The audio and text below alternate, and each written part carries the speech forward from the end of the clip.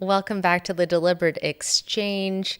So, today's episode is one of those slightly spicy chats, and it might be an unpopular opinion or very likely could ruffle some feathers. But I want you to know that this is coming from a place of absolutely so much love. And also because I've been there. I was her. I was trying to do all the right things. I wanted to look and feel better. I wanted to lose weight. Like we're talking, 5.5 years ago, plus.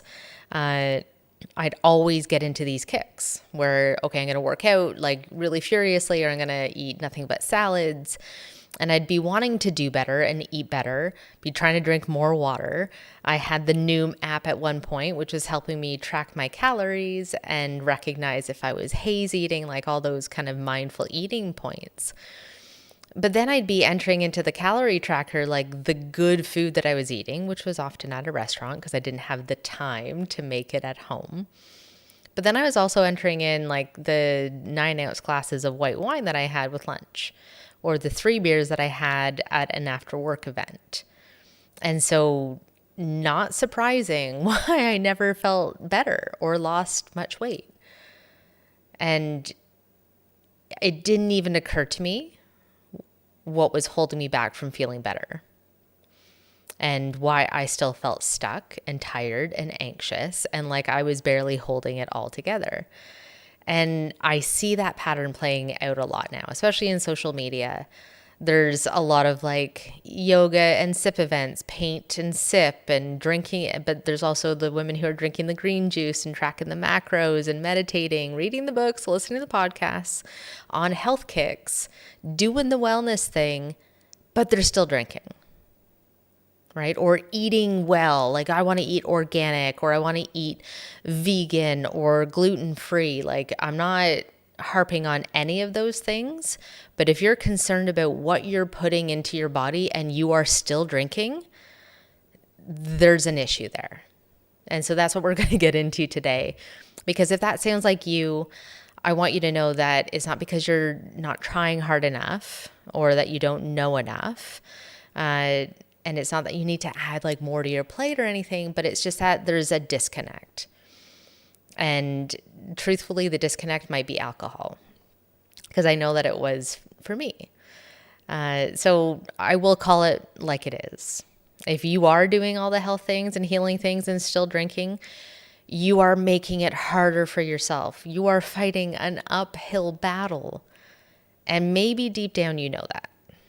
I know firsthand that we don't always go all in on the life that we want because somewhere in us, we maybe feel like we don't deserve it. And it sounds counterintuitive, right? But the science tends to back this up. Our brains are literally wired for consistency. And if we've spent years identifying with struggle and chaos and shame, then peace, joy, and ease can actually feel unfamiliar, even unsafe. And so we sabotage. And we unconsciously reach for something like alcohol to bring us back to the discomfort we're used to because it feels familiar. It feels like us. And of course, there's all like the societal and cultural familial pressures that go along with it. But I see it all the time. Like women who are showing up for themselves, learning new tools, and they're craving a better life. But they keep one foot in the door of their old coping mechanisms. Or as my partner likes to say, one foot on the banana peel. And it's not because they're weak. And it's not because they don't care. But because there's a belief that says, this is as good as it gets. Or I don't know who I'd be without this. Or like it's totally harmless. Or maybe it's even like a little bit deeper, like I'm not someone who sticks with things, because I know a lot of women who do, sober October, or dry January, dry February, whatever that looks like, or I'm not drinking during the week, or all of those things I used to do myself. Now, if this is resonating, I want you to understand this. There is nothing wrong with you. You're not broken. You're just dysregulated. and drinking may be your nervous system's current way of trying to feel safe. And it's also a very deeply ingrained, habitual, conditioned response to things. To celebrate, to create connection, to mourn, to grieve, to de-stress. Alcohol has been taught to a lot of us that is the go-to.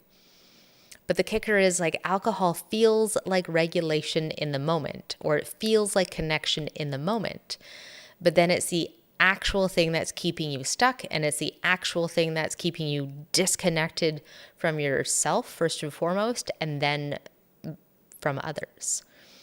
And it might numb your stress for a few hours, like you're carefree, everything's good. But then it wrecks your sleep. And it might relax your mind temporarily, but then it disconnects you from your body.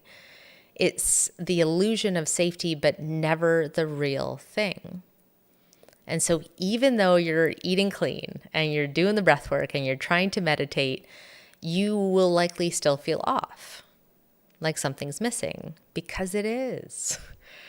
You're doing the right things, but your nervous system doesn't trust them yet, because your body still believes that alcohol is the quickest way to find relief. And so I want to ask you this. What if the life that you're trying to build is already working? But you just haven't cleared this one thing that's undoing it? And what if it's not about more control or more discipline or more trying? What if it's about capacity? And what if alcohol is the one thing that's shrinking that capacity every single day, every single sip? You don't have to shame yourself. You just have to get curious. And there's enough science and data out there that indicates that there is no safe amount of alcohol. The whole one glass of wine is good for your heart is bullshit. It's a poison. It causes cancer. It does damage to your brain, to a whole bunch of different organs. Like, it's not good. Now, when I quit drinking, the biggest shift wasn't physical, although that absolutely did come. You can look at my before and after pictures and you see a very stark contrast. You see it in the weight that I lost. You see it in the clarity in my eyes.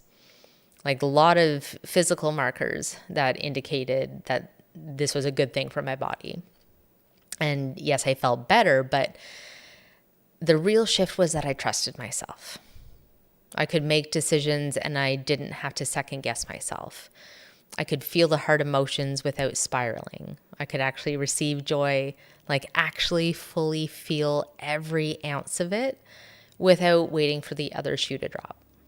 And all of those healthy habits I've been trying to stick with, all the start stops, all the times that I had written in my journal, like, I want to be somebody who meditates. I want to, I want to read every day. I want to drink enough water, so on and so forth. They stopped feeling hard. And then they became a very natural part of life, because I wasn't draining all of my energy trying to balance out a habit that was working against me. Okay, so if you're sitting here and listening to this and thinking that I'm maybe holier than thou, or I'm on some kind of pedestal, because I know that 6 years ago, if I had listened to a podcast like this, quite frankly, I would have turned it off, because I didn't need to hear that, because it probably felt a little too true. But if you're sitting here and thinking like, shit, that's me, I want you to know that you don't have to do this alone. This is the work that I do now. I help women to learn to regulate their stress without alcohol, and how to stop numbing, and how to feel the full capacity of the human range of emotions and truly start living. How to regulate your nervous system, how to expand your capacity, and helping them create lives that feel calm and grounded and empowered, and most of all, sustainable. There's no more starting over. There's no more white knuckling it. It's just real, deliberate, embodied change. And so if you're ready for that, send me a message and I can point you in the right direction. You don't have to prove anything. You just have to show up.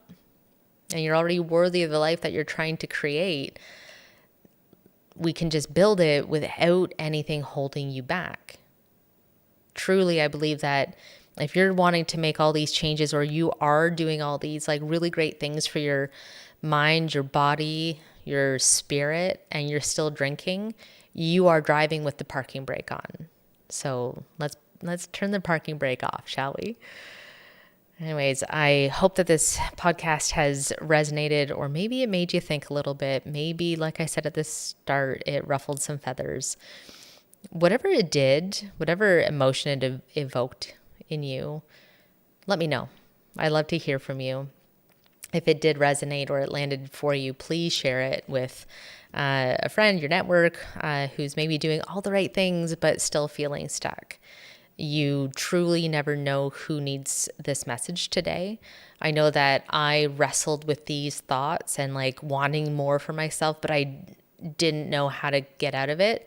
And I certainly didn't want to admit that there was any kind of issue with the drinking, because I thought that it was quite normal based on the social circles and the societal norms that surround alcohol, and the stigma that associates quitting, which is a whole nother episode.